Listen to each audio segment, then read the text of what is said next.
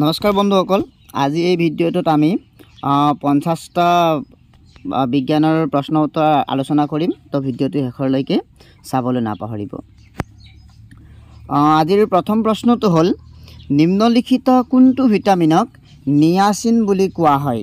তো নিম্নলিখিত 4টা ভিটামিনৰ ভিতৰত vitamin B3 option number C ইয়াক নিয়াচিন বুলিও কোৱা হয়।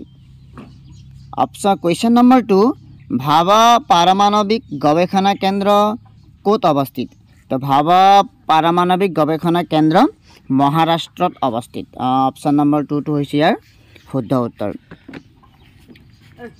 নিম্নলিখিত কোনটো উপাদান AG চিহ্নৰ দ্বাৰা প্ৰতিনিধিত্ব কৰা হয়? নিম্নলিখিত সিলভাৰ অপশ্যন নম্বৰ এ ৰূপক AG দ্বাৰা প্ৰতিনিধিত্ব কৰা হয়। কুৱেশ্যন নম্বৰ 4 নিম্নলিখিত কোনটো সময়ৰ একক নহয়?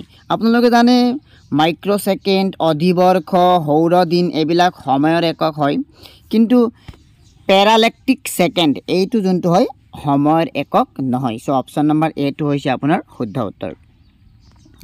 তাৰ পাছৰ প্ৰশ্নটো হ'ল নিম্নলিখিত কিহৰ অভাৱত অত্যাধিক ৰক্তক্ষৰণ হয়? আপোনাৰ বডিত কি নাথাকিলে, কোনটো ভিটামিন নাথাকিলে বেছিকৈ ৰক্তক্ষৰণ হয়, অৰ্থাৎ তেজ গোট মৰাত অসুবিধা হয়, তেজ গোট নামাৰে। চ' ইয়াৰ শুদ্ধ উত্তৰটো হ'ল ভিটামিন কে। আপোনালোকে জানে ভিটামিন কে তেজ গোট মৰাত সহায় কৰে। যদি আপোনাৰ এই কে ভিটামিনটো নাথাকে তেনেহ'লে বডিৰ পৰা অত্যাধিক ৰক্তক্ষৰণ হয়। তাৰ পাছৰ প্ৰশ্নটো হ'ল উজ্জ্বল ৰূপ থকা অধাতু। উজ্জ্বল ৰূপ থকা অধাতুটো কি? অধাতু আয়ডিন। চ' ইয়াৰ শুদ্ধ উত্তৰটো হ'ল অপশ্যন নম্বৰ বি আয়ডিন। তাৰ পাছৰ প্ৰশ্নটো হ'ল নিম্নলিখিত কোনটো সংক্ৰামক ৰোগ নহয়? সংক্ৰামক ৰোগ মানে যিবিলাক ৰোগ এটাৰ পৰা আনটালৈ বিয়পি যায়। চ' ডেংগু বিয়পে, টাইফইড জ্বৰ বিয়পে, হপিং কাহ বিয়পে, কিন্তু স্কাৰ্ভি এই ৰোগটো সংক্ৰামক ৰোগ নহয়। আৰু স্কাৰ্ভি ৰোগ আপোনালোকে জানে ভিটামিন চিৰ অভাৱত হয়।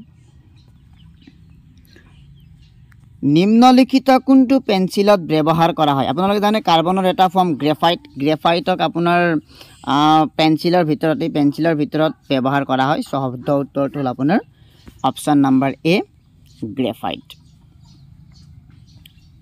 ইয়াৰ পাছৰ প্ৰশ্নটো হ'ল প্ৰটিনৰ মুখ্য উপাদান কি? প্ৰটিনৰ মুখ্য উপাদান হ'ল নাইট্ৰজেন। অপশ্যন নম্বৰ বি হ'ল ইয়াৰ শুদ্ধ উত্তৰ।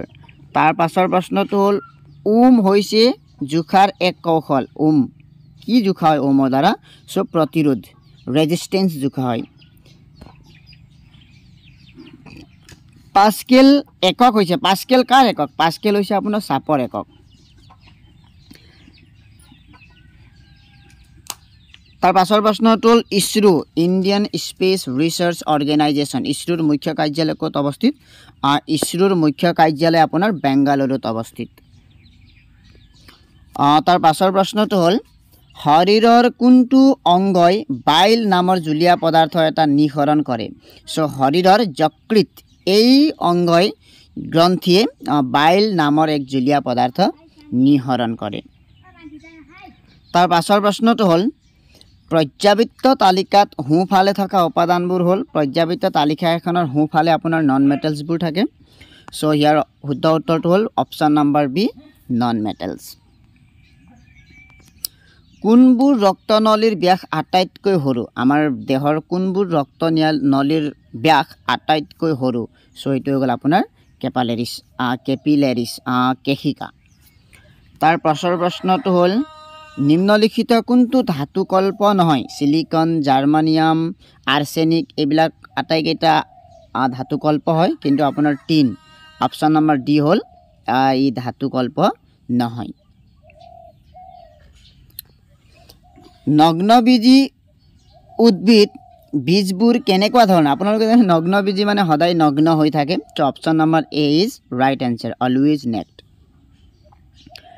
তাৰ পাছৰ প্ৰশ্নটো হ'ল what is the chemical name of baking soda? Baking ছ'ডাৰ ৰাসায়নিক নাম কি? Sodium bicarbonate. Option number C sodium bicarbonate হ'ল আপোনাৰ শুদ্ধ উত্তৰ।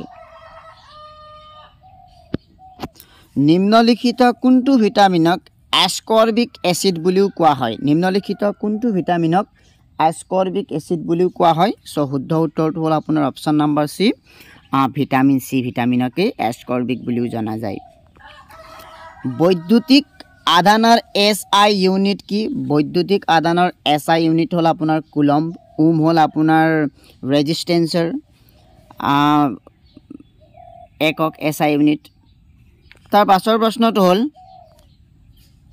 কোনটো গেছক সেউজগৃহ গেছ বুলি জনা নাযায় হাইড্ৰজেনক সেউজগৃহ গেছ বুলি জনা নাযায় অপচন ইয়াৰ দিয়া অপচন কেইটাৰ ভিতৰত হাইড্ৰজেনটো হ'ব আপোনাৰ শুদ্ধ উত্তৰ নিম্নলিখিত কোনটো ৰোগ অসংক্ৰামক ৰোগৰ উদাহৰণ যিবিলাক ৰোগ এটাৰ পৰা আনটালৈ বিয়পি নাযায় কেন্সাৰ ডায়াবেটিস হাইপাৰটেনশন এই গোটেইকেইটাই আপোনাৰ এটাৰ পৰা আনটালৈ বিয়পি নাযায় অসংক্ৰামক ৰোগৰ উদাহৰণ non communicable disease the valency of noble gas element is সম্ভ্ৰান্ত গেছসমূহৰ যোজ্যতা কিমান ইয়াৰ আগৰ ভিডিঅ'টোতে এই প্ৰশ্নটো আছিল সম্ভ্ৰান্ত গেছৰ যোজ্যতা হ'ল আপোনাৰ 0 তাৰ পাছৰ প্ৰশ্নটো হ'ল নিম্নলিখিত কোনটো আটাইতকৈ সক্ৰিয় ধাতু পটাছিয়াম